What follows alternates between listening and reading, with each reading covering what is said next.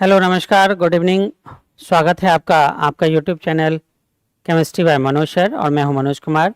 चलिए आज की लाइव क्लास थोड़ा सा विलंब से स्टार्ट हो पा रहा है, कुछ तकनीकी गड़बड़ी के कारण थोड़ा सा लेट से आज का लाइव क्लास स्टार्ट हो पा रहा है। चलिए आज के लेक्चर 5 में हम लोग देखेंगे तत्वों के निष्कर्षण के सिद्धांत एवं प्रक्रम से संबंधित मेटल 2 के रूप में आज हम लोग को देखना है कॉपर के बारे में। आज जो हमारा टॉपिक है वो है कॉपर। इस कॉपर के बारे में आज हम लोग को जानना है कि ये कॉपर क्या होता है, कॉपर धातु क्या होता है। आइए आज हम लोग कॉपर के निष्कर्षण से संबंधित विभिन्न प्रकार के स्टेप्स को जानते हुए शुद्धतम रूप में कॉपर को प्राप्त करने की कोशिश करते हैं। आज हमारा मुख्य टॉपिक कॉपर है, तो चलिए हम लोग स्टार्ट करते हैं। कॉपर के बारे में जैसा देखते हैं कि ये कॉपर क्या होता है। हम सभी जान रहे हैं ये जो कॉपर है जिसकी परमाणु संख्या 29 होती है ना। कॉपर जिसकी परमाणु संख्या कितनी होती है, 29 होती है। देखते हैं इसका इलेक्ट्रॉनिक विन्यास जब कीजिएगा तो ये होगा 1s2 2s2 2p6 3s2 3p6 4s2 और 3d9 है ना। जैसा इसको देखिए और बॉब प्रिंसिपल के अनुसार जो हम लोग इलेक्ट्रॉनिक विन्यास करते हैं वो होगा 1s2 2s2 2p6 3s2 3p6 4s2 और 3d9। लेकिन हुंस कहता है कि हमारा ऑर्बिटल तब स्टेबल होता है जब वो फुल फिल्ड हो या हाफ फिल्ड हो। ऐसी स्थिति में एक इलेक्ट्रॉन इसका इसमें जाएगा और ये हो जाएगा 4s1 और 3d10 है ना। ये क्या हो जाएगा 4s1 और 3d10। तो चलिए तो जल्दी से हम लोग निकाल लेते हैं इसका जो लास्ट ऑर्बिटल, इसका जो लास्ट ऑर्बिटल है वो हो जाएगा d। ऐसी स्थिति में इसका ब्लॉक क्या होगा, इसका ब्लॉक हो जाएगा d है ना। इसका ब्लॉक क्या हो जाएगा d, अर्थात कॉपर जो है वो d ब्लॉक एलिमेंट है। हम लोग देखते हैं इसका जो वैलेंस इलेक्ट्रॉन है वो वैलेंस इलेक्ट्रॉन इसका देखिए क्या हो जाएगा। इसका जो वैलेंस इलेक्ट्रॉन है यहाँ पर s में एक इलेक्ट्रॉन, ऐसी स्थिति में इसका जो ग्रुप हो जाएगा, ये जो ग्रुप हो जाएगा वह हो जाएगा 1b1, चूंकि लास्ट में 1 इलेक्ट्रॉन और यहाँ पर d ऑर्बिटल है इसलिए b हो जाएगा। या अगर आप देखते हैं एक सिस्टमेटिक रूप में 1 से लेकर 18 तक का जो करते हैं तो उस आधार पर हम लोग लेंगे 10 और 1, तो ये हो जाएगा 11 है ना। तब ये हो जाएगा क्या 11 हो जाएगा, ठीक है। और आइए इसका हम लोग देखें वैलेंस ऑर्बिट क्या है। तो इसका वैलेंस ऑर्बिट, लास्ट ऑर्बिट हमारा 4, तो इसीलिए इसका जो पीरियड होगा, आवर्त होगा, वह हो जाएगा 4। तो इस तरह से हम लोग कॉपर का जब देखते हैं आवर्त सारणी में इसका पोजीशन क्या है इलेक्ट्रॉनिक कन्फिगरेशन के द्वारा, तो इलेक्ट्रॉनिक कन्फिगरेशन के आधार पर हम पाते हैं कि यह हुंस रूल को फॉलो करने वाला एक तत्व है जिसका लास्ट ऑर्बिटल d है, इसीलिए इसका ब्लॉक क्या है d है ना। ये d ब्लॉक का तत्व है और जैसे ही d ब्लॉक का तत्व है तो हम सभी जानते हैं कि d ब्लॉक के तत्व जो होते हैं वो संक्रमण तत्व होते हैं। डी ब्लॉक के जो तत्व होते हैं वो क्या होते हैं, संक्रमण तत्व होते हैं है ना। डी ब्लॉक का जो तत्व होगा वो क्या हो जाएगा, संक्रमण तत्व हो जाएगा। तो ये संक्रमण तत्व है ना। हम सभी जानते हैं कि एस ब्लॉक का जो तत्व होता है, एस ब्लॉक का जो तत्व है, पी ब्लॉक का जो तत्व है वो असंक्रमण तत्व है, नॉन ट्रांजिशन एलिमेंट है। हमारे जो डी ब्लॉक का तत्व है वो ट्रांजिशन एलिमेंट, संक्रमण तत्व है। और एफ ब्लॉक का जो तत्व होता है वो इनर ट्रांजिशन एलिमेंट अर्थात अंतः संक्रमण तत्व के रूप में है। तो ये हो गया हमारा संक्रमण तत्व, ठीक है। वैलेंस इलेक्ट्रॉन के रूप में हम लोग देखें तो यहाँ पर ग्रुप जो हमारा हो जाएगा वो 1b या 11 हो जाएगा और वैलेंस ऑर्बिट हमारा 4 है, इसलिए पीरियड क्या हो जाएगा 4 हो जाएगा। इस तरह से हम लोग कह सकते हैं कि हमारा जो कॉपर है, तांबा धातु जिसे हम लोग बोलते हैं, ये तांबा धातु कॉपर संक्रमण तत्व है, डी ब्लॉक का तत्व है और इसका जो वर्ग है वो 1b या 11 है, आवर्त है वो 4 है ना। आवर्त जो है वो 4 है। आइए चलिए फिर हम लोग आगे बढ़ते हैं। इसमें यहाँ देख रहे हैं ये जो हमारा कॉपर है, इस कॉपर के बारे में जैसा देखने की कोशिश करते हैं। इसी कॉपर को पीरियोडिक टेबल में हम लोगों ने देखा कि किस तरह से उसकी पोजीशन है, कहाँ है वो तत्व, इसके बारे में हमने देखा। अब आइए कॉपर के निष्कर्षण के बारे में हम लोग देखते हैं। इस कॉपर के निष्कर्षण में हम लोग देख रहे हैं एक छोटा सा यहाँ दिया गया है, जरा सा इसको गौर से देखिए। ये तांबे का बना हुआ एक लोटा, निश्चित रूप से आपने इसे देखा होगा, है ना। इसे आपने देखा होगा, तांबे का लोटा, तांबे का तार आपने देखा होगा, क्योंकि ये विद्युत का सुचालक होता है, तो आपने तांबा का तार देखा होगा। तांबे का ये लोटा, ये इसी कलर का होता है, इस कलर के रूप में आपने देखा है। तांबे के तार को, तांबे के लोटा को, तांबे के बने हुए पात्र को, विभिन्न पात्रों को आपने देखा होगा। यह बहुत ही ज़्यादा इम्पोर्टेंट एक धातु है, जिस धातु का निष्कर्षण हम कैसे करते हैं, आज उसी के स्टेप बाय स्टेप हम लोग चर्चा करेंगे। तो आइए जैसा हम लोग देखते हैं ये क्या, कैसे, किस तरह से हम लोग प्राप्त कर पाते हैं। हम सभी जानते हैं कि ये जो तांबा है हमारा, जो ये कॉपर है, ये कॉपर कैसा तत्व है, एक ऐसा धातु है जो मुक्त अवस्था में नहीं पाया जाता, अर्थात इस पर वायुमंडलीय ऑक्सीजन का, कार्बन डाइऑक्साइड का, कार्बन मोनोऑक्साइड का, जलवाष्प का कोई प्रभाव नहीं पड़ता है, ऐसा हम नहीं सोचेंगे। निश्चित रूप से इन सब का प्रभाव पड़ता है, इसीलिए यह क्या है, एक क्रियाशील तत्व है और यह संयुक्त रूप में पाया जाता है। अगर इन सब का प्रभाव नहीं पड़ता तो ये मुक्त अवस्था में पाया जाता, जैसे सोना चांदी पाया जाता है, प्लेटिनम पाया जाता है। लेकिन ये कॉपर धातु एक ऐसा धातु है जिस पर वायुमंडलीय oxygen, carbon dioxide, carbon monoxide, जलवाष्प, इन सब का प्रभाव पड़ता है। यह अन्य तत्वों से मिलकर एक संयुक्त रूप बनाते हैं, इसलिए कॉपर क्या है, एक संयुक्त रूप में पाए जाने वाला तत्व है। ये जो कॉपर संयुक्त रूप में पाए जाने वाला तत्व है, तो स्वाभाविक है जो संयुक्त रूप में पाया जाएगा वो क्या होंगे, अयस्क के साथ होंगे। वो किसके साथ होंगे, अयस्क, यानी अयस्क के रूप में होंगे, है ना। तो हम कॉपर को देखेंगे कि कॉपर विभिन्न रूपों में किस तरह से, यहाँ पर प्रकृति में कुछ अंश कॉपर का, कुछ अंश मुक्त रूप में जो देखा जाता है वह अमेरिका में, साइबेरिया में और असम में, लेकिन मुख्य रूप से यह संयुक्त रूप में ही होता है। यह बहुत ही कम मात्रा में मुक्त रूप में होता है। जनरली यह किस रूप में होगा, संयुक्त रूप में ही होगा, है ना। और संयुक्त रूप में इसकी उपस्थिति अमेरिका, साइबेरिया और असम में बहुत ज़्यादा, भारत में कह सकते हैं कि भारत में ये कहाँ होगा, असम में होगा, है ना। अब आइए इसके जो मुख्य अयस्क हैं इसके बारे में हम लोग देखते हैं। चूंकि यह संयुक्त रूप में पाया जाता है, तो संयुक्त रूप में पाए जाने के कारण यह क्या होगा, अयस्क के रूप में पाया जाएगा। तो अयस्क के रूप में हम लोग देखते हैं, इसके विभिन्न अयस्कों को हम लोग देखते हैं। तो हमारा सबसे पहला अयस्क यहाँ पर जो आप देख पा रहे हैं वो है क्यूपराइट। ये ऑब्जेक्टिव पॉइंट ऑफ व्यू से बहुत ज़्यादा इंपॉर्टेंट है। आपके शॉर्ट क्वेश्चन के रूप में भी कभी कभी दे देता है, 2-3 अयस्क का नाम दे देगा और कहेगा कि इसका आप सूत्र लिखिए, आणविक सूत्र लिखिए। तो ये बहुत ही इंपॉर्टेंट है। यहाँ पर इंपॉर्टेंट आपके अयस्क के सूत्रों को लिखा गया है, इसलिए ध्यान रखना है। ये जो हमारा कॉपर पायराइट है, या इसे ही हम लोग क्या कहते हैं, रूबी कॉपर कहते हैं। देखिए यही है रूबी कॉपर। आप अक्सर सुने भी होगा रूबी पत्थर के बारे में, नहीं तो ये है रूबी कॉपर। पृथ्वी से जब ये प्राप्त किया जाता है तो पृथ्वी से प्राप्त करने के बाद इसके ऊपर में बहुत सारे धूल कण, मिट्टी के कण, पत्थर के कण, इन सब रहते हैं। इसे हम लोग हटाते हैं और हटाने के बाद इसका हम लोग क्रशिंग करते हैं। क्रशिंग करने के बाद जो ये संरचना हमें दिखाई देता है ये इस रूप में, इसको फिर छोटे छोटे रूप में ढालते हैं, तोड़ते हैं, डस्ट बनाते हैं और डस्ट बनाकर फिर विभिन्न प्रकार के मेटलर्जिकल ऑपरेशन के स्टेप से होकर गुजरते हुए अंततः हम लोग कॉपर की प्राप्ति करते हैं। ये दूसरा हमारा जो देख रहे हैं ये है टेनोराइट। ये क्या है, टेनोराइट। इस टेनोराइट का सूत्र होता है CuO, है ना। टेनोराइट का जो सूत्र है वो क्या है, CuO। ये जो आप स्ट्रक्चर देख पा रहे हैं ये है टेनोराइट का। ये जो आप स्ट्रक्चर, ये जो पत्थर जैसा संरचना देख रहे हैं ये किसका है, टेनोराइट का है। इस टेनोराइट को हम लोग पृथ्वी से निकालकर फिर विभिन्न स्टेप से होते हुए गुजरते हुए हम लोग कॉपर धातु को प्राप्त कर पाते हैं। तीसरा हमारा है कॉपर पायराइट।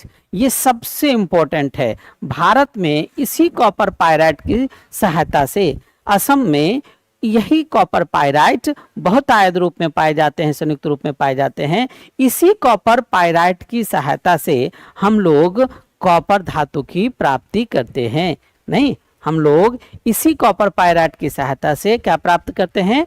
कॉपर धातु की प्राप्ति करते हैं। हमारा जो ये इस रूप में देख पा रहे हैं, ये है हमारा कॉपर पायराइट। इसी कॉपर पायराइट को पृथ्वी के अंदर से प्राप्त किया जाता है, अर्थ क्रस्ट से प्राप्त किया जाता है। और प्राप्त करने के बाद हम लोग क्या करते हैं? सबसे पहले उसकी धुलाई करते हैं बाहर से, ताकि उसके ऊपर में जितनी भी गंदगी है वो खत्म हो जाए। वाटर का प्रेशर डालते हैं और खत्म होने के बाद जब पूरी उसकी सफाई हो जाती है, मिट्टी के बड़े बड़े कण, पत्थर ये सब हट जाते हैं, तब फिर उसको क्रशर की सहायता से हम लोग छोटे छोटे टुकड़ों में ढालते हैं। और छोटे छोटे टुकड़ों में ढालने के बाद फिर उसका हम लोग पिसाई करते हैं। और जब वो पिसाई हो जाता है तो फिर पिसाई होने के बाद हम उसका सांद्रण करते हैं। सांद्रण करने के बाद धातु का ऑक्साइड प्राप्त करते हैं, है ना। धातु के ऑक्साइड जो सल्फाइड रूप में रहता है उसको ऑक्साइड रूप में बदलते हैं और फिर उस ऑक्साइड से हम लोग धातु की प्राप्ति करते हैं। और उन धातु में मिली हुई जो कुछ अशुद्धियां होती है, अंतिम में उसका रिफाइनिंग किया जाता है। फलस्वरूप अंततः हमें शुद्ध कॉपर की प्राप्ति हो जाती है ना। तो ये हमारा कॉपर पायराइट, इसी से हम लोग प्राप्त करेंगे और बहुत इंपॉर्टेंट है, काफ़ी एग्जाम में पूछा जाता है। इसके बाद देखिए चौथा हमारा है कॉपर ग्लांस, या इसको चेल्कोसाइट भी कहा जाता है। ये भी एग्जाम में काफ़ी ज़्यादा पूछा जाता है। इसके भी फॉर्मूला काफ़ी ज़्यादा पूछे जाते हैं। इसका फॉर्मूला होगा Cu2S। तो ये आपका जो 4 है ये बहुत ही इंपॉर्टेंट है। क्यूपराइट या रूबी कॉपर, जिसका सूत्र होगा Cu2O। ये टेनोराइट, इसका सूत्र हो जाएगा CuO। कॉपर पायराइट, इसका सूत्र हो जाएगा CuFeS2। ये तो बहुत इंपॉर्टेंट है। एग्जाम में निश्चित रूप से जब कॉपर पायराइट पूछा जाएगा तो आपसे वो संदर्भित होगा कॉपर पायराइट के बारे में। और चौथा कॉपर ग्लांस या चेल्कोसाइट है। ये चेल्कोसाइट जो है इसका सूत्र Cu2S। ये भी बहुत इंपॉर्टेंट है ना।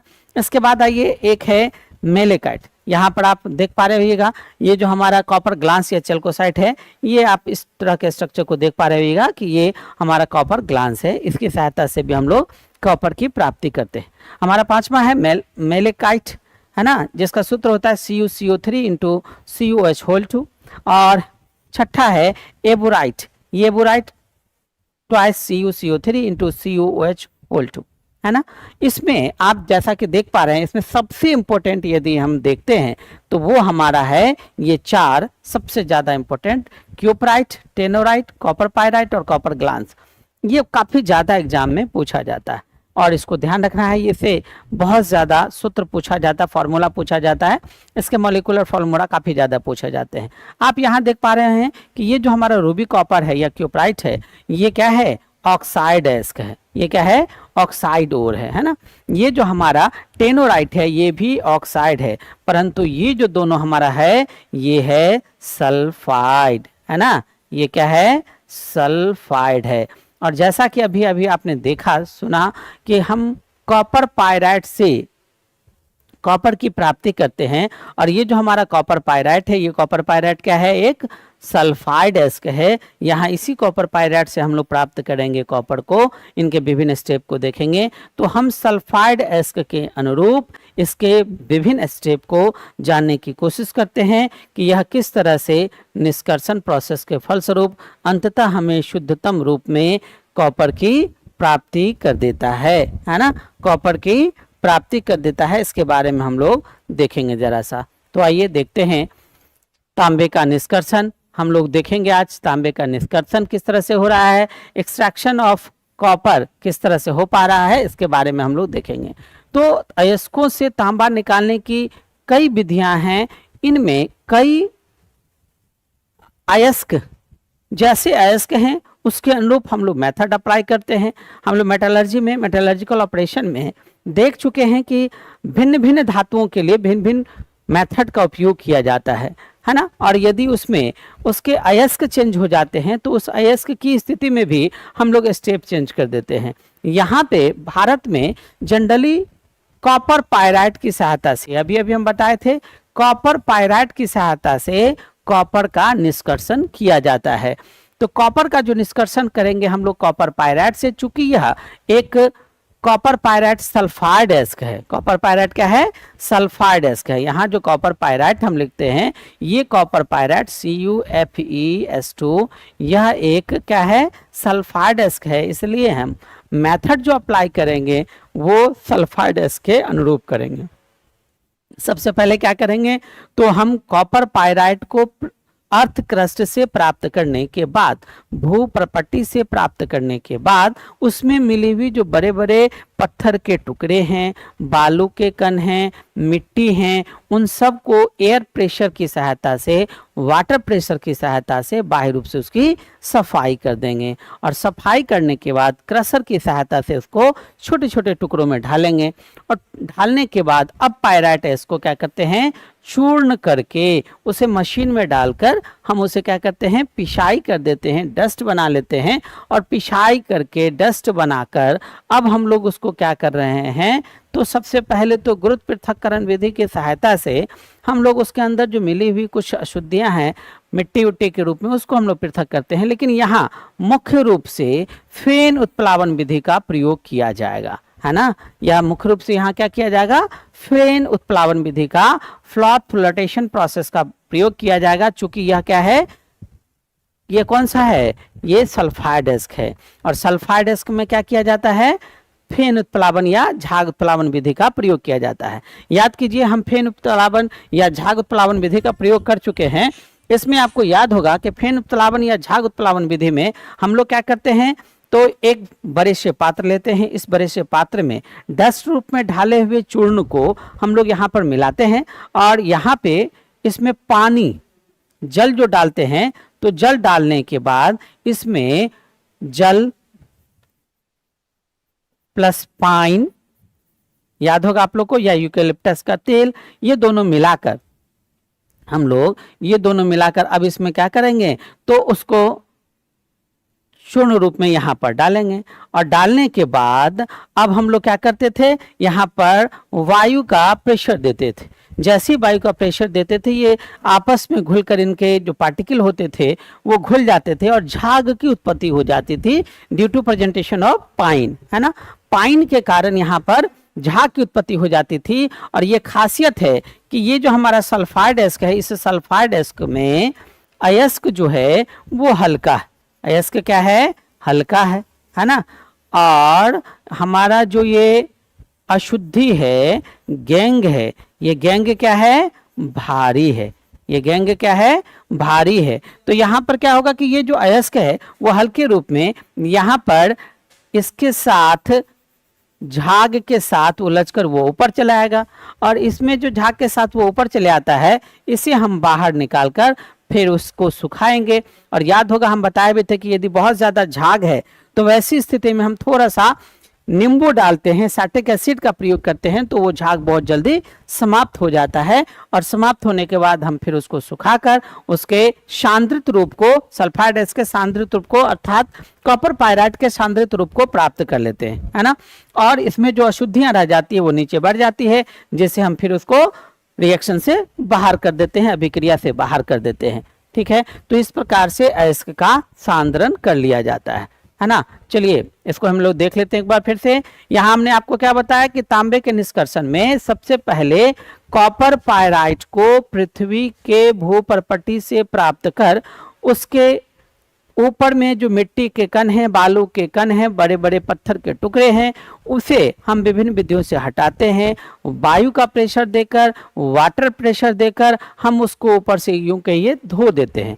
और धो देने के बाद अब हम लोग इसको क्या करते हैं, तो क्रशर की सहायता से छोटे छोटे टुकड़ों में डालते हैं, ढाल देते हैं। और ढालने के बाद उसको अब हम लोग चूर्ण बना लेते हैं, डस्ट बना लेते हैं। और डस्ट बनाने के बाद अब अयस्क का सांद्रण शुरू करते हैं। सबसे पहला स्टेप क्या है? अयस्क का सांद्रण। इस अयस्क के सांद्रण में हम लोग फेन उत्प्लावन विधि या झाग उत्प्लावन विधि का प्रयोग करके हम उसको सांद्र रूप में ढाल लेते हैं, सांद्रण कर लेते हैं। क्यों करते हैं हम लोग फेन उत्प्लावन विधि? चूंकि यह कॉपर पायराइट है। कॉपर पायराइट एक सल्फाइड एस्क है और सल्फाइड एस्क के लिए हम लोग झाग उत्प्लावन विधि या फेन उत्प्लावन विधि का प्रयोग करते हैं। क्यों? चूंकि उसमें अयस्क हल्की होती है और गैंग भारी होती है। तो तो इस प्रोसेस की सहायता से कर लेते हैं, है ना। अब आ जाइए हम देखते हैं दूसरा जारन। इस जारन विधि से हम लोगों को मूल रूप से क्या करना है, अयस्क जो हमारा सल्फाइड अयस्क में है उस सल्फाइड अयस्क को किस में बदल देना है, ऑक्साइड में बदल देना है ना। किस में बदल देना है, ऑक्साइड में बदल देना है। चलिए देखते हैं कैसे। यहाँ जारन में क्या करते हैं, याद होगा आपको कि जारन विधि में क्या करते हैं हम लोग, रोस्टिंग में क्या करते हैं, वायु की उपस्थिति में, किसमें, वायु की उपस्थिति में, दैट मीन्स ऑक्सीजन की उपस्थिति में हम लोग इसे कसकर गर्म करते हैं।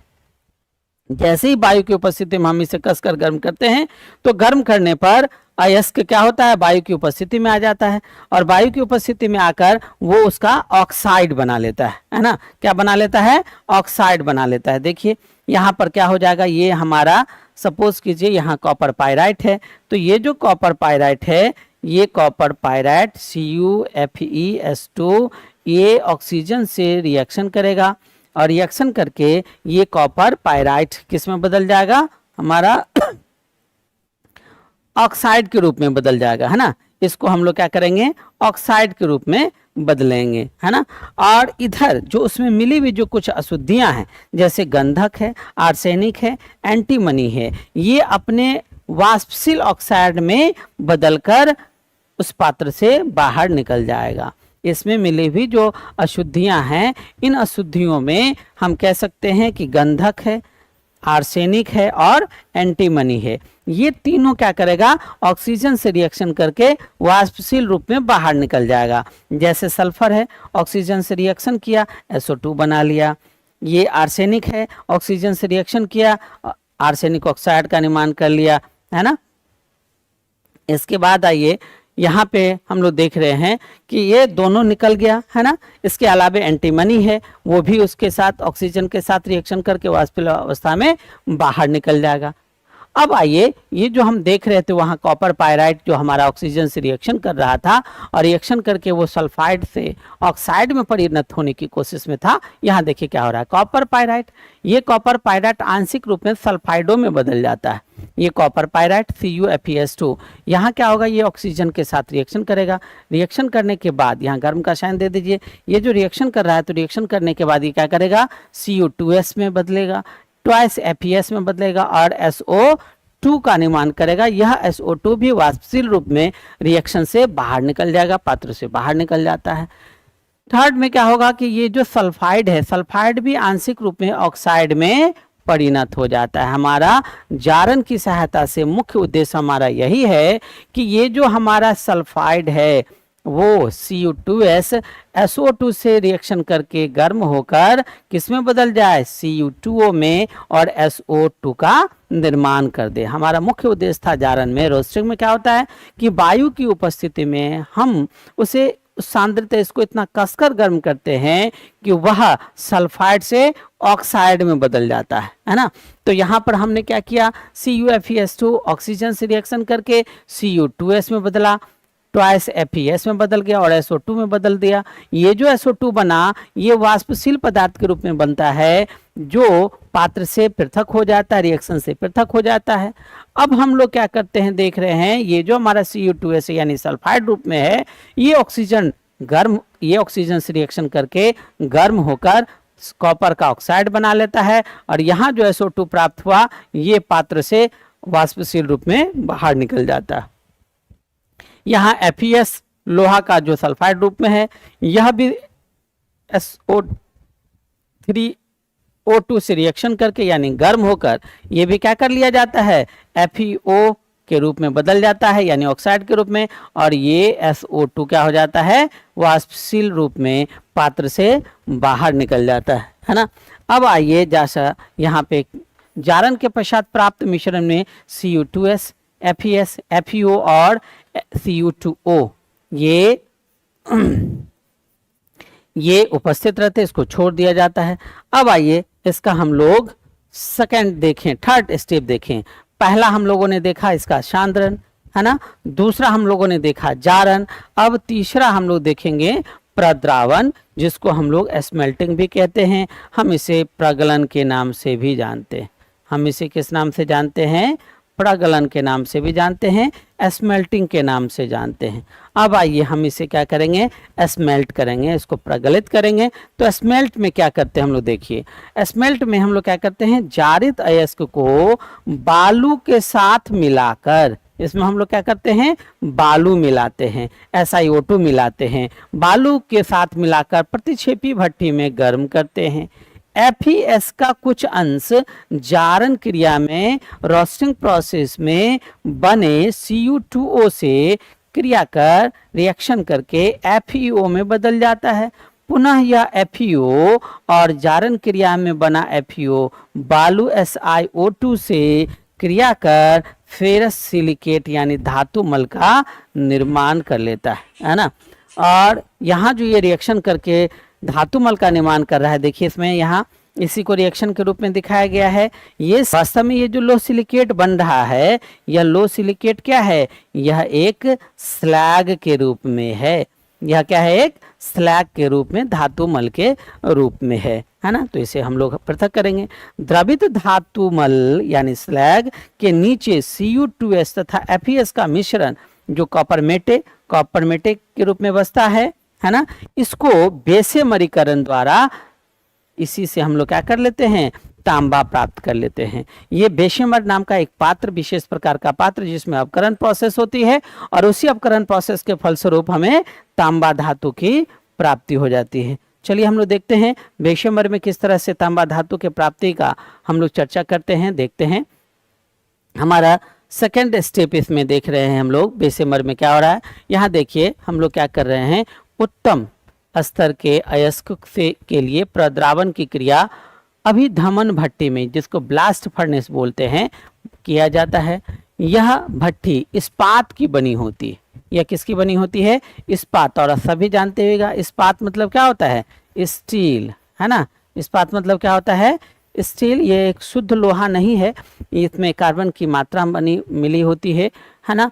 तो इसमें हम लोग देखते हैं इस्पात में, देखिए ये इस्पात की बनी होती है। हमारा जो रेलवे को चलने के लिए, रेलगाड़ी को चलने के लिए जो पटरियां होती है, रेल पटरी होती है, वह भी किसकी बनी होती है, इस्पात की बनी होती है। इसके भीतर अग्निशयिंटो फाइबर ब्रिक्स का स्तर रहता है तथा इसके निचले भाग में बाहर से पानी का जैकेट रहता है। बाहर से हम लोग क्या करते हैं, पानी का जैकेट दे देते हैं। हवा का झोंका अंदर प्रविष्ट कराने के लिए ट्वेर लगे हुए रहते हैं, है ना। हवा का झोंका बाहर से प्रविष्ट कराने के लिए क्या करते हैं, ट्वेर लगा देते हैं।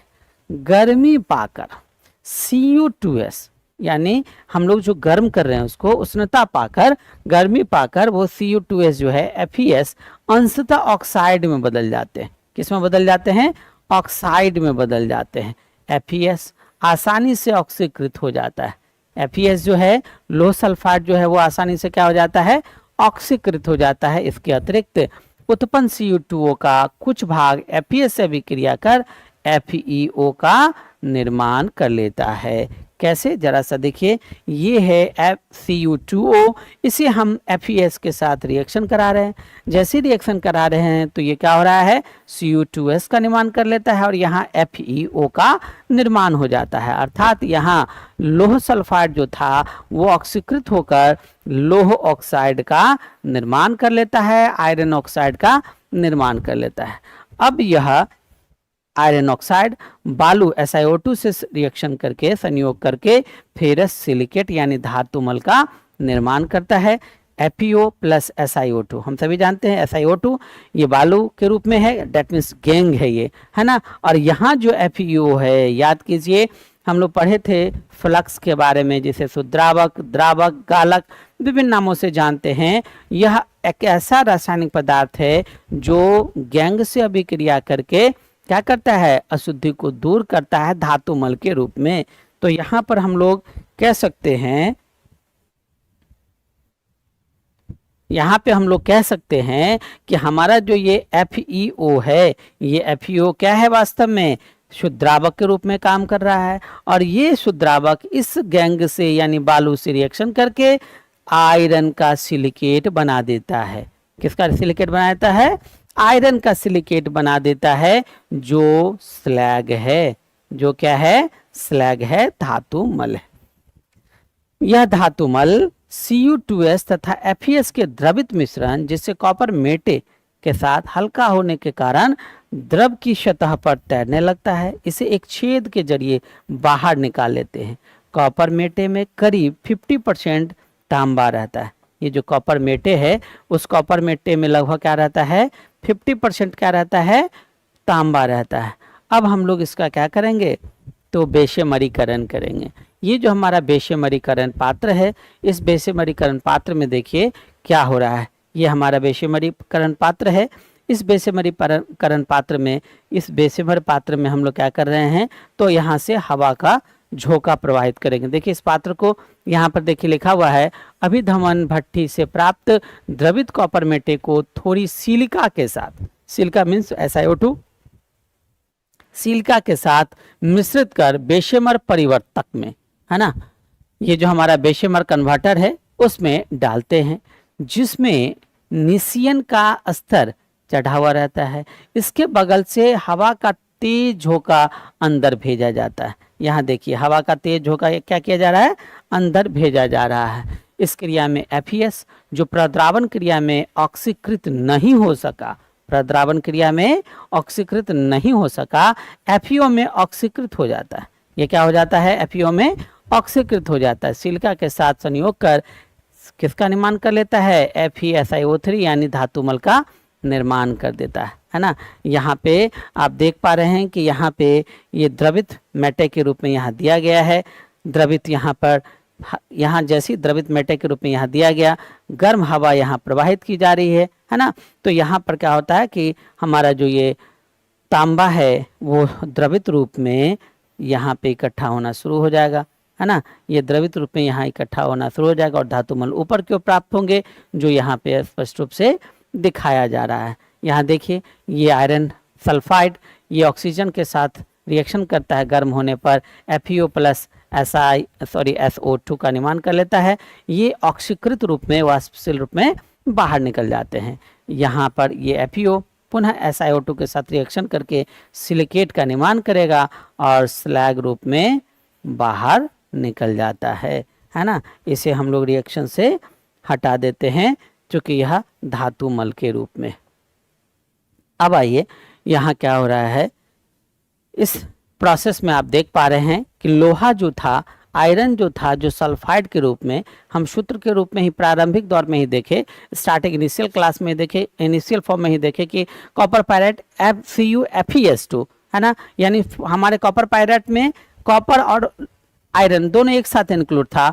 उसे हम लोग पहले सल्फाइड में बदले और फिर सल्फाइड से ऑक्साइड में बदलकर उसको सिलिकेट के रूप में रिएक्शन से आउट कर लिए। अब आइए Cu2S पे हम लोग ध्यान देते हैं। ये जो हमारा Cu2S है, कॉपर सल्फाइड है, वह भी अंशतः Cu2O में ऑक्सीकृत हो जाता है, जो Cu2S से अभिक्रिया कर तांबा देता है। ये Cu2S इस ऑक्सीजन से रिएक्शन करके गर्म होने पर कॉपर का ऑक्साइड बना लेता है और यहाँ SO2 बन जाता है। ये SO2 क्या होगा, फिर वाष्पशील अवस्था में रिएक्शन से बाहर निकल जाएगा और अब ये जो Cu2S है, इस Cu2O से रिएक्शन करके क्या बना लेता है, तांबा का निर्माण कर लेता है और यहाँ SO2 फिर वाष्पशील अवस्था में बाहर निकल जाता है ना।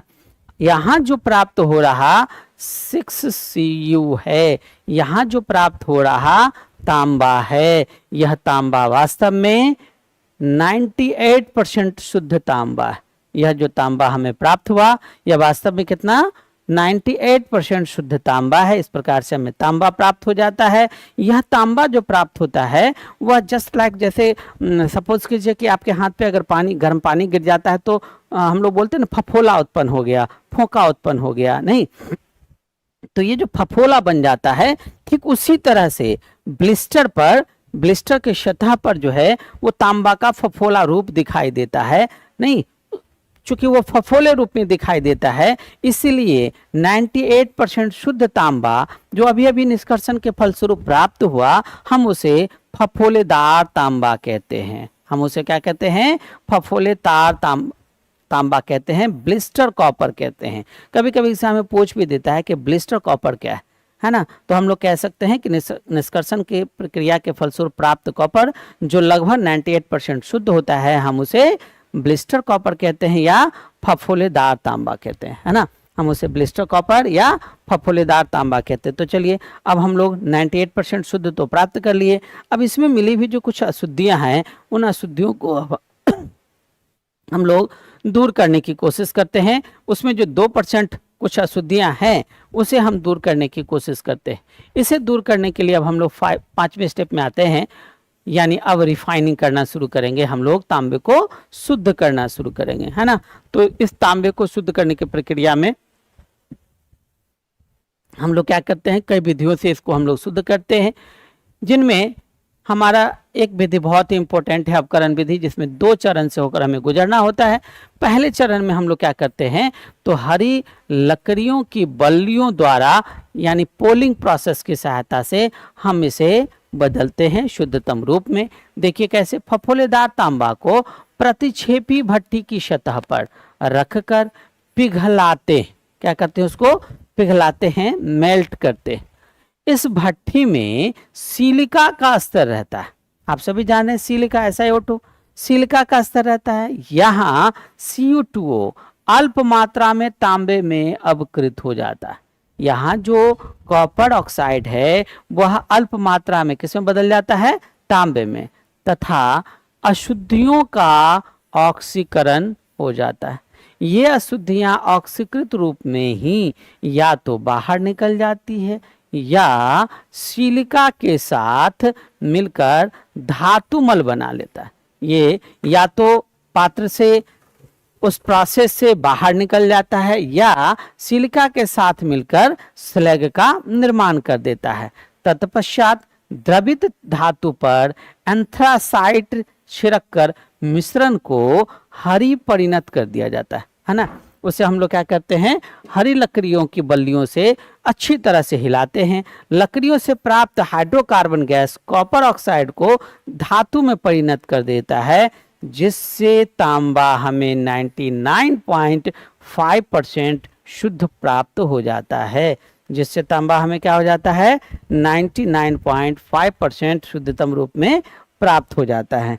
तो इस तरह से हम लोगों को तांबा की प्राप्ति हो जाती है। हम लोग यहाँ पर 99.5% रूप में तांबा को शुद्धतम रूप में प्राप्त कर लेते हैं। इसके अलावे इसमें मिले हुई जो 0.5% अशुद्धियां हैं, इसके लिए हम लोग क्या करते हैं, वैद्युत अवकरण विधि का प्रयोग करते हैं। इनमें 99.5% शुद्धतम तांबा अर्थात 0.5% अशुद्ध तांबा में हम लोग देखते हैं कि इसमें जिंक, लोहा या निकेल की अल्प मात्रा इसमें मिली हुई रहती है। इसके अलावा इसमें Ag यानी चांदी और Au यानी सोना का भी कुछ मात्रा इसमें मिला हुआ रहता है।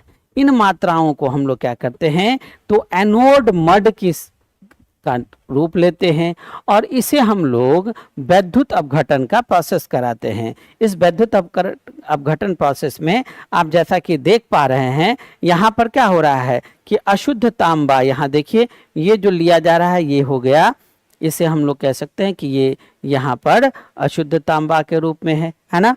यहाँ पर ये हो गया शुद्ध तांबा के रूप में, ये उजला वाला जो देख रहे हैं ये हो गया शुद्ध तांबा के रूप में हम लोग ले रहे हैं। और अशुद्ध तांबा जिसको हम लोग शुद्ध करने की कोशिश कर रहे हैं, ये हमारा इस तरह से पीले रूप में दिखाई दे रहा है। और अब हम इसे पॉजिटिव एनोड कैथोड में बदलते हुए यहाँ पर इसके अंदर में कॉपर सल्फेट का विलयन डाल देते हैं और इस विद्युत अपघटनी पात्र में इलेक्ट्रोलाइसिस प्रोसेस स्टार्ट करते हैं। जैसे ही इलेक्ट्रोलाइसिस जो हमारा शुद्धतम रूप में देख रहे हैं, ये उजला रूप में जो आप देखें ये शुद्धतम रूप में, ये हमारा अशुद्ध। और अब हम कॉपर सल्फेट के विलयन को इसमें डालकर इस विद्युत अपघटनी पात्र में इलेक्ट्रोलाइसिस प्रोसेस स्टार्ट करते हैं, जिसके फलस्वरूप हमें शुद्धतम रूप में 99.99% शुद्ध तांबा प्राप्त हो जाता है ना। शुद्ध तांबा हमें क्या हो जाता है, प्राप्त हो जाता है। अब आइए हम लोग जरा सा देखें, ये जो हमें शुद्ध तांबा की प्राप्ति हो गई, इस शुद्ध तांबा की प्राप्ति के बाद अब हम लोग देखते हैं तांबा का उपयोग क्या है ना। आइए हम लोग जैसा देखें तांबा का उपयोग। हमें हमारे पास तांबा प्राप्त हो गया। अब जब तांबा की प्राप्ति हो गई तो अब हम उसका उपयोग करेंगे, है ना। तो आपने देखा कैसे कैसे हम लोगों ने प्राप्त किया। सबसे पहले क्या किया, अर्थ क्रस्ट से हम लोगों ने कॉपर पायराइट प्राप्त किया। उस कॉपर पायराइट में मिले हुए विभिन्न प्रकार की बड़ी बड़ी अशुद्धियाँ, धातु के कह सकते हैं कि पत्थर के कण, बालू के कण, मिट्टी, इन सबों को वायु प्रेशर की सहायता से, वाटर प्रेशर की सहायता से उसको सफाई कर दिए बाहर से। फिर उसको क्रशर की सहायता से छोटे छोटे टुकड़ों में ढाले। फिर उसे हम लोग डस्ट रूप में मशीन में डालकर उसको चूर्ण बना लिए। और चूर्ण बनाकर उसे सबसे पहले क्या किए, फेन प्लावन विधि या झाग प्लावन विधि के द्वारा उसका सांद्रण किए। सांद्रण करने के बाद हमने उसका जारण किया। जारण प्रोसेस में हम लोगों ने क्या किया, तो वायु की उपस्थिति में उसको कसकर हम लोगों ने गर्म किया और गर्म करके सल्फाइड इसको को ऑक्साइड में बदला। फिर उस ऑक्साइड में बदलने के क्रम में उसमें मिली हुई जो दूसरे धातु थे उसे भी ऑक्साइड में बदलते हुए फिर सिलिका के साथ रिएक्शन कराते हुए धातुमल के रूप में उसको हम लोग बाहर निकाल दिए। उसमें मिली हुई जो कुछ वाष्पशील हमारे रूप थे, कुछ ऐसे अधातु थे जैसे एंटीमनी था, आर्सेनिक था, गंधक था, ये ऑक्सीकृत होकर वाष्पीकृत रूप में बाहर निकल गए और फिर बेशमर भट्टी में फफोलेदार तांबा के रूप में 98.5% के रूप में हमें प्राप्त क्या हो गया, शुद्ध तांबा। फिर उन शुद्ध तांबा को विभिन्न विधियों द्वारा, खास करके वैद्युत अपघटन विधि द्वारा रिफाइन करते हुए शुद्धतम रूप में 99.99% शुद्ध तांबा की प्राप्ति कर लिए। इस प्रकार से हमें तांबा प्राप्त हो जाता है। अब आइए इस तांबा का उपयोग क्या है। तो सबसे पहले वैद्युत यंत्रों को बनाने में, विभिन्न प्रकार के टूल्स बनाने में, चूंकि यह विद्युत का सुचालक होता है इसीलिए इसका उपयोग क्या होगा, विद्युत यंत्रों को बनाने में। सिक्का एवं बर्तन के निर्माण में, सिक्का एवं बर्तन के निर्माण में हम सभी जानते हैं कि सिक्का धातु के रूप में कॉपर का उपयोग हुआ है, सोना का उपयोग हुआ है, चांदी का उपयोग हुआ है, लोहा का उपयोग हुआ है, अब स्टील का भी उपयोग हो रहा है। तो ये बहुत आयत रूप में स्टार्टिंग जब सिक्का का हुआ था तो उसमें कॉपर का बहुत ज़्यादा उपयोग हुआ है। तो कॉपर का उपयोग सिक्का के रूप में। और बर्तन तो आप लोगों ने ढेर सारा देखा। आज का क्लास भी हम लोग स्टार्ट किए थे लोटा से, है ना। तो एक बर्तन से ही स्टार्ट किए, तो इसकी सहायता से हम लोग बर्तन का निर्माण कर लेते हैं। इसका उपयोग जो है वो इलेक्ट्रोप्लेटिंग एवं इलेक्ट्रो टाइपिंग में भी किया जाता है। तांबा जो है वो गोल्ड एवं सिल्वर के साथ मिश्रित कर आभूषण बनाने में भी किया जाता है। यानी सोना चांदी बनाने वाले जो कलाकार होते हैं, मिस्त्री होते हैं, वो क्या करते हैं, तो सोना और चांदी के आभूषण बनाने के क्रम में उसमें कुछ अशुद्धि मिलाने के रूप में वो तांबा का उपयोग करते हैं, उसमें अशुद्धि मिला देते हैं। तांबा चूंकि सोना चांदी की तुलना में सस्ता होता है इसीलिए वो उसमें अशुद्धि मिलाकर लाभ उठाते हैं, है ना। ऐसा करना बिल्कुल गलत है, यह एकदम बिल्कुल गलत है। अब आइए हम लोग देखते हैं आज का अंतिम टॉपिक। तांबा कई अन्य धातुओं से मिलकर वो क्या करता है, मिश्र धातु का निर्माण कर देता है ना। तांबा एक ऐसा धातु है जो दूसरे धातु से मिलकर मिश्र धातु का निर्माण कर देता है। एग्जाम में ये भी बहुत इंपॉर्टेंट है, काफ़ी ज़्यादा पूछा जाता है। सबसे पहला हम लोग देखते हैं पीतल, ब्रास। देखिए इस पीतल या ब्रास के निर्माण में कॉपर जो होगा वो 60 से 80% हो सकता है और उसमें मिला होगा जस्ता जो 40 से 20% हो सकता है ना। यानी कॉपर यदि 60 होगा तो जस्ता 40 होगा, कॉपर यदि 80 होगा तो जस्ता 20 होगा। इस मिश्र धातु यानी पीतल का प्रयोग हम लोग बर्तन निर्माण में करते हैं। आप लोग पीतल का बर्तन निश्चित रूप से देखे ही होइएगा। दूसरा है ब्रॉन्ज। ब्रॉन्ज का जो निर्माण करते हैं उसमें कॉपर जो है वो 75 से 90 और टीना होगा 25 से 10। इसका हम लोग उपयोग मूर्ति निर्माण में, सिक्का निर्माण में, बर्तन निर्माण में, घंटी के निर्माण में इत्यादि में इसका हम लोग उपयोग करते हैं। तीसरा है एल्युमिनियम ब्रॉन्ज। इस एल्युमिनियम ब्रॉन्ज को देखिए एग्जाम में पूछा जाने वाला, ये कॉपर 90% होगा, एल्युमिनियम 9.5% और टीना जो होगा वो 0.5% होगा। इसका हम लोग जो उपयोग करते हैं वो सिक्का में करते हैं, मूर्ति में करते हैं, रंग में करते हैं, है ना। ये सिक्का और मूर्ति निर्माण में इसका बहुत आयत रूप में उपयोग किया जाता है, ठीक है। उसके बाद देखिए चौथा है जर्मन सिल्वर। जर्मन सिल्वर आप देख पा रहे हैं, जर्मन सिल्वर जिसमें Cu जो होगा, कॉपर जो होगा वो 60% होगा, जस्ता जो होगा वो 25% होगा और निकेल 15% होगा। इसका प्रयोग हम लोग प्लेट और बर्तन बनाने में करते हैं, है ना। उसके बाद है मैग्नीन।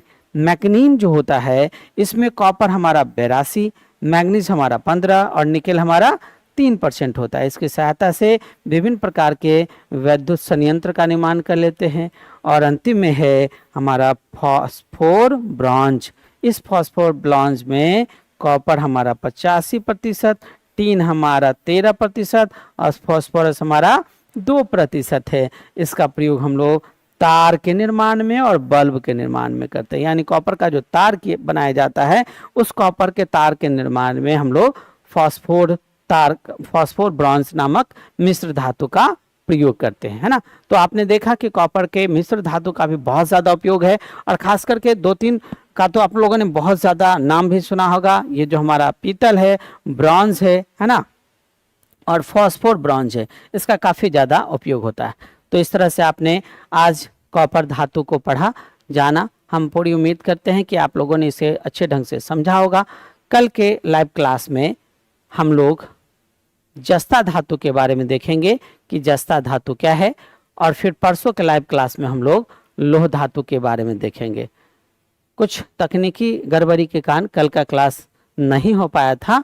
अब के बाद आपका जो लाइव क्लास है वो 8 बजे से रेगुलर रूप में चलता रहेगा। तो कल के क्लास में हम लोग मिलते हैं जस्ता धातु को लेकर। तब तक के लिए बहुत बहुत धन्यवाद। Thank you.